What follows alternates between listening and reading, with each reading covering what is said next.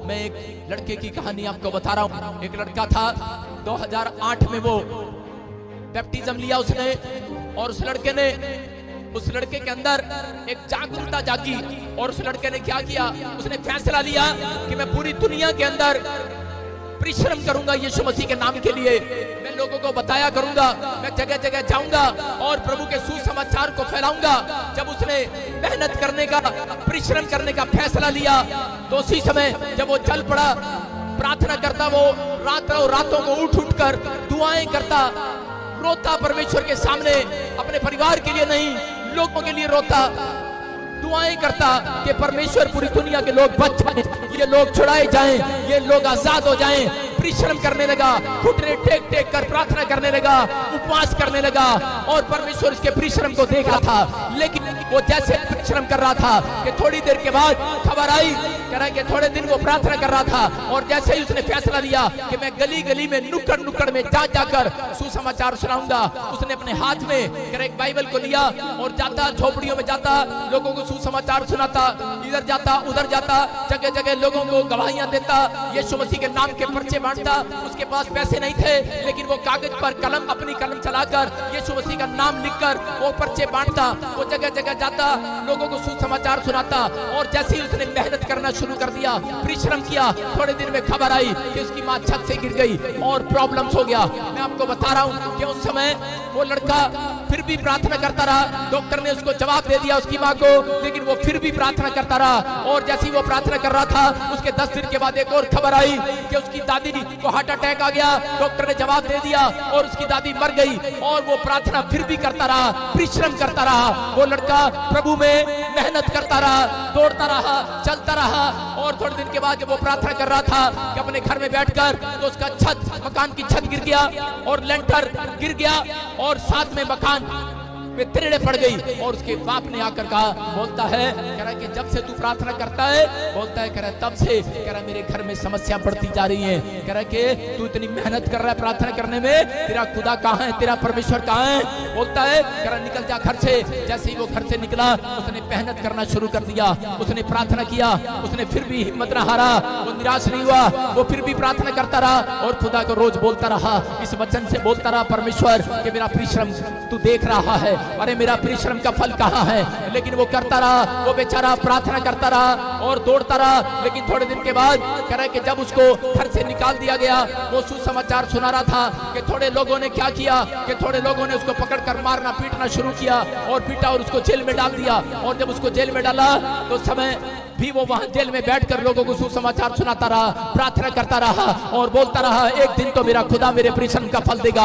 वो रोता रहा, प्रार्थना करता रहा। वहां पर भी उसने मेहनत करना नहीं छोड़ा, उसने जेल में भी बहुत सारे लोगों को सुसमाचार सुनाया।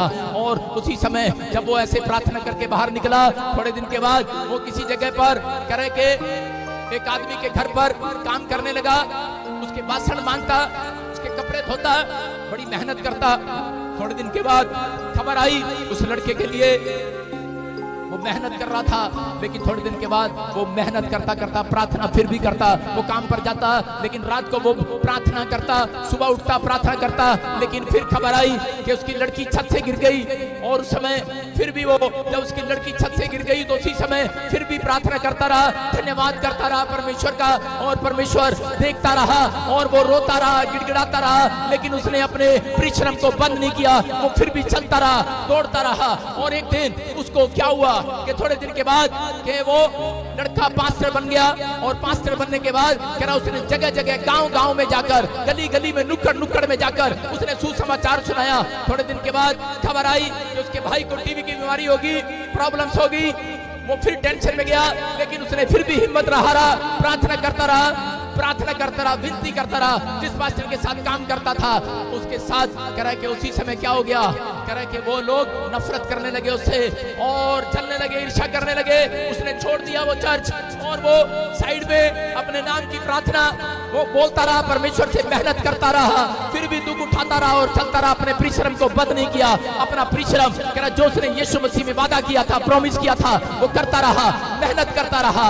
और एक दिन फिर क्या हुआ, कह रहा कि जब वो प्रार्थना करने के लिए गया, थोड़े दिन के बाद एक किसी ने उसको झूठे केस के अंदर डाल दिया, और उसी समय जब झूठे केस में उसको अंदर डाल दिया वो वहां भी सुसमाचार सुनाता रहा, वो परिश्रम करता रहा, मेहनत करता रहा। किस लिए? कह रहा यीशु मसीह के लिए, के नाम के लिए दुख उठाता रहा, प्रार्थना करता रहा। लेकिन जब वो जेल में था तो उसी समय उसके पास खबर आई, जब वो प्रार्थना कर रहा था, लोगों को सुसमाचार सुना रहा था, कि खबर आई कि मकान मालिक ने तेरे बच्चों को बाहर निकाल दिया है, और मकान मालिक ने नोटिस दे दिया है, तेरी पत्नी तेरे बच्चे सड़क पर आ गए हैं, घर से बाहर निकाल दिया है। रो पड़ा है ये व्यक्ति, अरे ये लड़का रो पड़ा है और बोलने लगा है, बोलता है, और ये बच्चा जिसके सामने आता है और हाथ उठाकर कहने लगा, ए आसमान के खुदा, बोलता है इतने साल मैंने परिश्रम किया, बोलता है मेरा प्रतिफल कहाँ है, मेरी मेहनत का प्रतिफल कहाँ है, और यहाँ पर रो पड़ा है।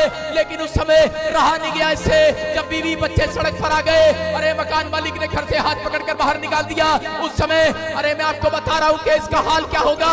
अरे ये लड़का रो रहा था, प्रार्थना कर रहा था, लेकिन फिर भी इसने जवाब नहीं दिया परमेश्वर को। फिर भी ये शाम को प्रार्थना करने के लिए गया, ये फिर सुबह प्रार्थना करने के लिए गया, लेकिन रो रहा था, और लेकिन कह रहा था उस दिन हार गया ये लड़का और टूट गया, और कहने लगा, बोलता है, कह रहा परमेश्वर, कह रहा कि अब मैं सुसाइड कर लूंगा, अब मैं अपना जीवन खत्म कर लूंगा, बोलता है मैं थक गया हूँ। लेकिन उस रात इसके कानों में एक आवाज आती है, और इसके कानों में एक आवाज आती है, बोलता है अपना रोना पीटना बंद कर, अपना रोना पीटना बंद कर, कह रहा कि तेरी मेहनत का फल आज रात तेरी गोद में आने वाला है, तेरी मेहनत का फल आज रात तेरी गोद में आने वाला है।